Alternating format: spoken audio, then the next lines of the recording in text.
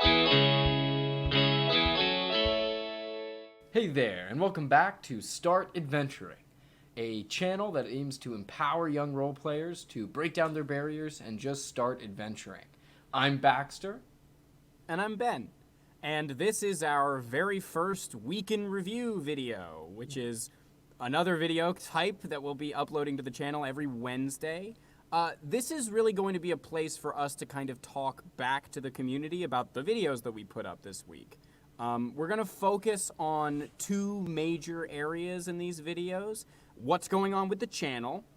This is just a place for us to kind of talk about how we are improving the channel. We really believe in learning by doing and improving over the course of doing something. So these videos are just a way for us to engage with the community and talk about how we are expanding what we're doing here at Start Adventuring. Also, yeah, it's not it, Ben. We also are going to be showing off kind of what we thought about the adventure, right? A little sneak peek into what you might be able to expect on our Patreon page. Yeah, exactly. We're going to give sort of the key points, at least, of the takeaways from the adventure as it was run in the previous week. Because the whole Candlekeep Mysteries one-on-one shot series is meant to be an experiment of sorts, right? How can we adapt the adventures in that book for one-on-one play? How can we get better at running the game for each other? And again, just learn by doing it, right? We just started the day the book came out and filmed the videos and put them out there into the world. And so this is the space for us to kind of talk back about what's going on with the adventures and what's going on with the channel. But we will be doing, as we've said in the other videos, much longer form discussions of the adventures on our Patreon. So that'll be the place to go if you're really interested in the experiment and how we're developing the Candlekeep series over time. Yeah, totally. And I do think that it's also, you know, a fair point to say, like, we had a great time doing these first videos, and you know, for all of the few things that, you know, we definitely saw that we weren't happy with, we were overall, you know, excited that we at least got to put something out and you know, see that you know, a handful, but a good handful of people saw it and, you know, gave it a thumbs up or subscribed, and that's really what we're trying to do. Yeah, they started adventuring, exactly. They started adventuring, we started adventuring, and we're just going to keep going with it. Exactly, yeah, it's only going to go up from here. So what do you say, Ben? You want to dive into, I guess, let's talk about, like, what kind of improvements we're planning on making behind the scenes to help elevate our production here. Yeah, totally. Well, as the people watching may be able to see from how this video is going, several of the technical issues that we noticed in the first videos, sound levels not being quite right. Internet latency causing me to sound like a very slow robot sometimes.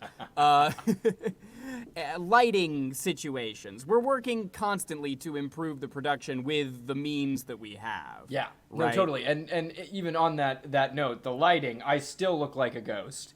But new light is on the way, and for the next week's videos, they should be all up installed, and we should have a little bit of a better lighting situation. So look out for that. I'm excited for that for sure.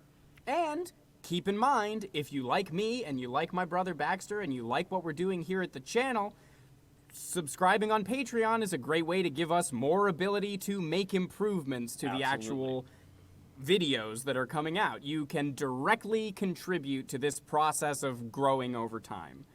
So just wanted to put in a little plug for the Patreon. But also, just liking this video, subscribing to the channel, there are little things that you can do right now that would make our days and also help us grow. So, yeah, 100%, guys. But yeah, beyond whatever you can do for us, we're just excited, you know, for you guys to, you know, support us and help us, you know, grow so that we can support the community that we're trying to build.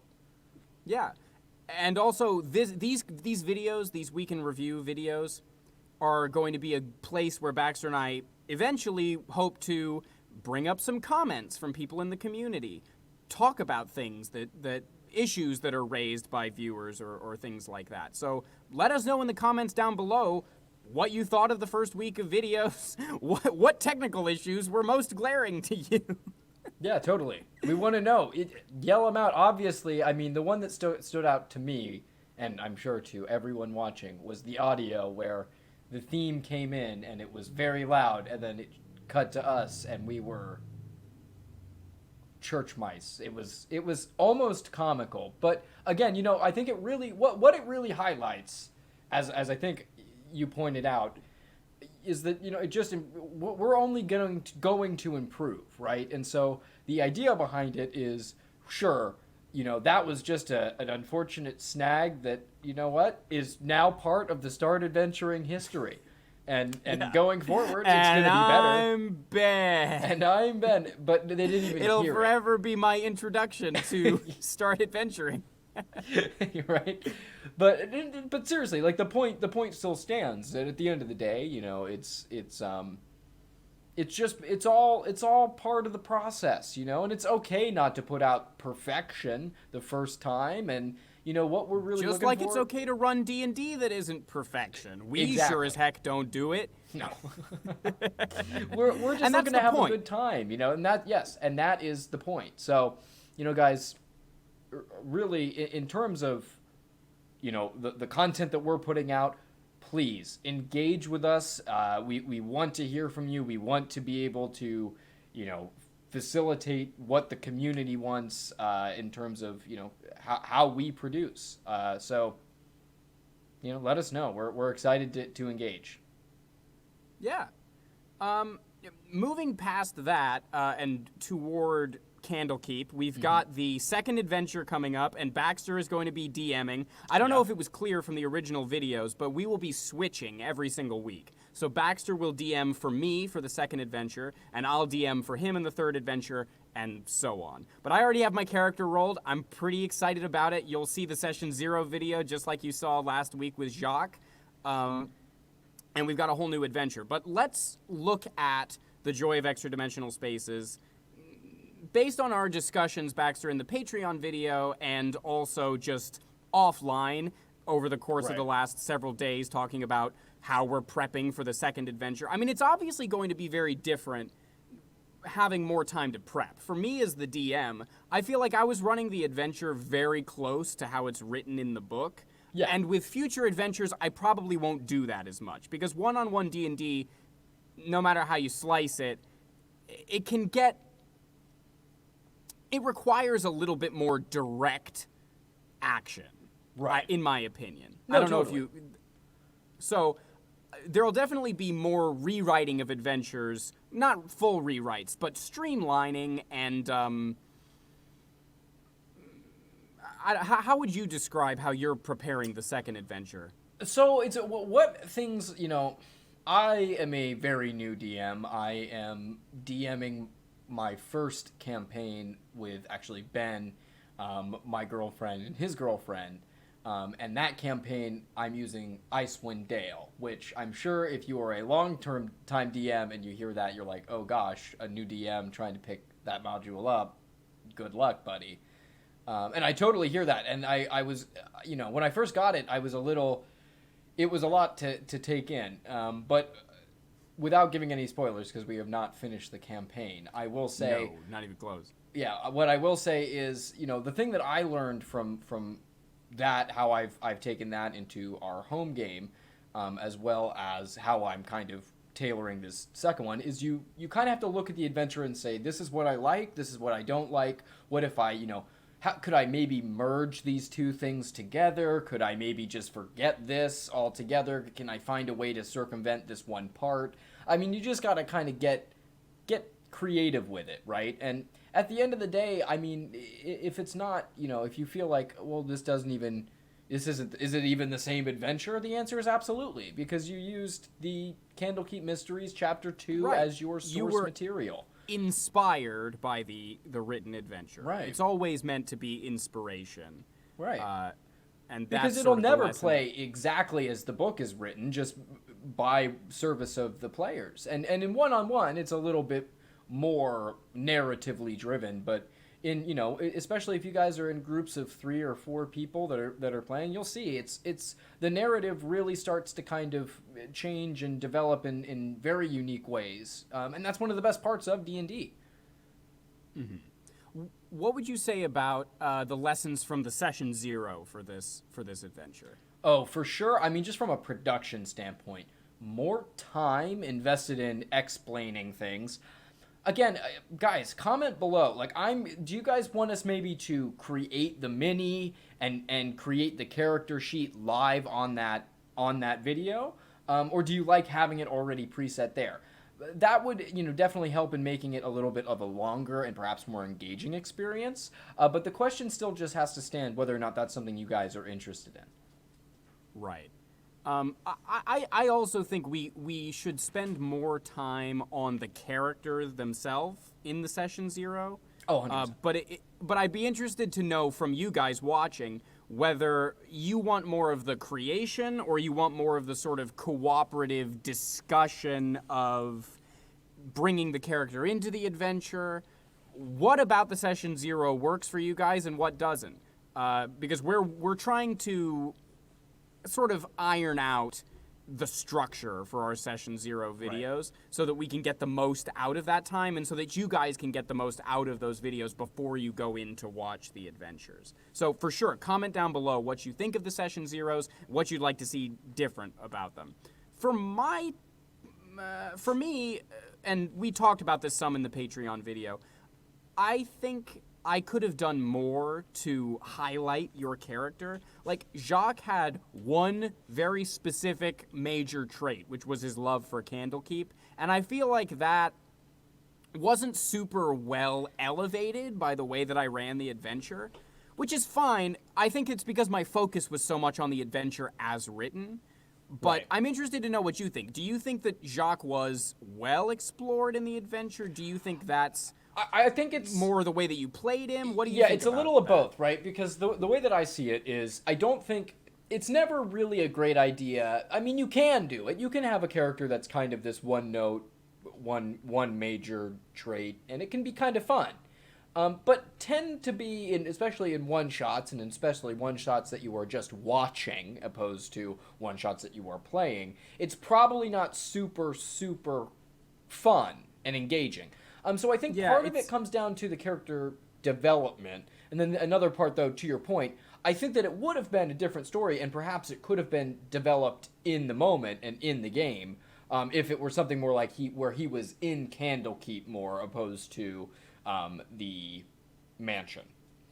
Yeah, that's a fair point. And I think to your point of, like, sort of singularly focused characters, I think, yeah, for a one-shot, and I'm trying to think about this as I develop my character for the second adventure, being very clear about how the character would react to various situations is part of it, I guess. Because if it's a one-shot adventure and there's a certain trajectory that's kind of going to be baked into it, to a greater or lesser extent, depending on the session.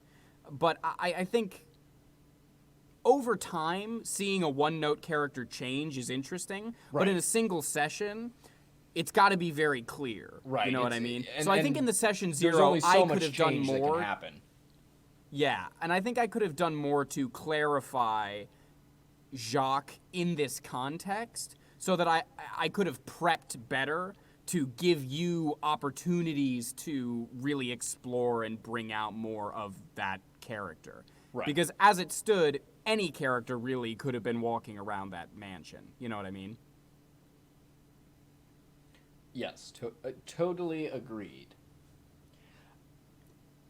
One thing too that I'll say from looking at the session 0, I think that I would have, like, there are certain things that, like, key things that we just left out. Like, I don't think that I specifically said that Jacques was a cleric. I think that you maybe pointed it out either at the beginning of the live play or at the end of the session 0, one or the other. But just certain little things like that. I mean, big things like that, but something as small in some respect to saying he's a cleric or they are a cleric. It's a Yeah. Although I do think being level 1. And also the way that the adventure was designed. Like, the adventure really seems designed around... exploring a place and making decisions, which is a key pillar of playing D&D, and it's great for new players doing that kind of adventure. As we go on, I'm interested to see how the variety of character builds plays out, because, as you said, Jacques being a cleric didn't matter a huge deal because you never really cast any spells, and you didn't get into combat or anything. So, his skill checks mattered, and the character mattered, but you didn't have to make so much use of those mechanics. I'm interested to see going forward how the higher level play impacts how we're making characters and how those characters are explored in the one-on-one shows. Oh yeah, I mean, you and I are going to be having very different discussions, in week 11 or 12 plus, when the PCs are player characters are, anywhere from level 10 to 16. That's really when power creep, I think, in the limited experience I've had playing Dungeons and Dragons, that really seems to be when characters are a little bit more formidable. So being able to kind of see it, but also to the point, that comes with a positive caveat that they are, now able to maybe have more options at their disposal, so that there's a little bit more of the player agency in that regard. And I think that's important, and that's good and fun too. But that's something, actually, guys, again, in the comments, let us know. Do you like seeing more player-specific interaction, or do you like more DM description and kind of scene setting, world building stuff? It's always about a balance, but what are you guys more interested in seeing? On that note particularly, I think that this adventure as written really lends itself to that sort of like atmospheric exploration. But I think in the context of the two of us playing it, when you're not working with other people to explore this place, you're not making plans about what you're doing, it's just go, go, go, decision, decision, decision. I think that the style of DMing that I was doing for this adventure was maybe not quite right. Like, I definitely feel like we didn't have, and I know you've expressed this as well, the balance between Jacques' actions and Jacques' activity and this mansion that he's in, it was clearly in one direction over the other in this adventure.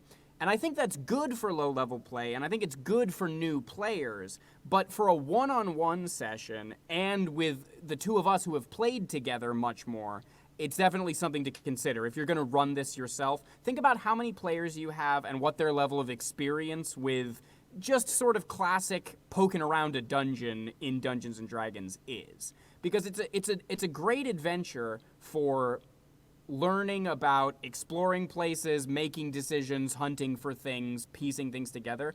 But for a 1.5 hour session with one person, I think that it could have been streamlined a lot to be run in that context, Agreed. Yeah, no, I think that what it comes down to, though, is like you said, it's how it was written and the original, design of the module itself. So, look, at the end of the day, I think we both, in our talking about it, kind of came down to the conclusion that it just comes down to prep, right? And being able to edit those modules as needed. But I mean, guys, not for nothing, I had a great time playing it. Yeah. And we did it. The day that the adventure came out, we picked it up. Yeah. You had a character, we did it. We recorded it, and we put it on YouTube to start this community. To start adventuring, all in all, yeah. All in all, the joy of extra-dimensional spaces will always have a special place in my heart for that. Oh yeah, it is the first adventure module that we ran on this channel. So, it's gotta go down in history. All dead audio and meowing cats in the background. It's honestly, I think it added ambiance. Yeah, it definitely added ambiance. I mean, we're looking into doing background music and stuff now. Yeah, just as an option. Yeah. So, not for nothing, I guess the meowing cats in the background did add something in the end. But anyway, like I said, this discussion that Baxter and I are having about the adventure, we plan to have long discussions similar to this on our Patreon every Right. single week, and then those will be synthesized into these week in review videos. So while we're in this early stage, it's not as structured, but as we go forward, we intend for these week in review videos to be a little bit more structured and summarize more of what's going on over in the Patreon, especially as we expand what we're offering in the Patreon. Correct. Yeah. And you know, ultimately, guys, again, these videos are just a great way for us to check in with you guys and with each other and kind of deciding how we feel like the week went, what we're excited for coming in the future, and totally, yeah, to hear you guys out when that becomes an available option for us. So seriously, guys, get down in there, get in the comments, say whatever you want. We're just looking for any kind of feedback. So comment, like, subscribe. Thank you so much for being among the first 100 or so people. I mean, if you're watching this when it comes out, the channel is still small. We're budding. And the community we are is just a little budding. seed that has begun. That'll do it this time. Thank you guys so much for watching. If you enjoyed what you saw, go ahead and give us a like, comment down below, subscribe, ring that notification bell, just so you can be alerted whenever we're putting up new content on Wednesdays or Saturdays. Yeah, engage with us. We want to hear from you, and it does a lot to help the visibility of the channel, so we would appreciate it if you could. And if you want to support the channel even more, you can become an adventure starter on Patreon. We have a $1 tier. For just $1 a month, you'll be an adventure starter. Your name will be in the credits here at the end of the videos, and you'll have our gratitude for your support. And for $5 a month, you'll get those bonus Candlekeep discussion videos. We hope to make those a lot like the discussions that we had in this video, but longer and more in depth. So if you enjoyed that, it's definitely something that you should check out. And those contributions will help us grow the channel and offer more content on YouTube and there on Patreon. So thank you for your time. We appreciate you very much. And in the meantime, I'm Ben. And I'm Baxter. And remember, start adventuring. Just start adventuring.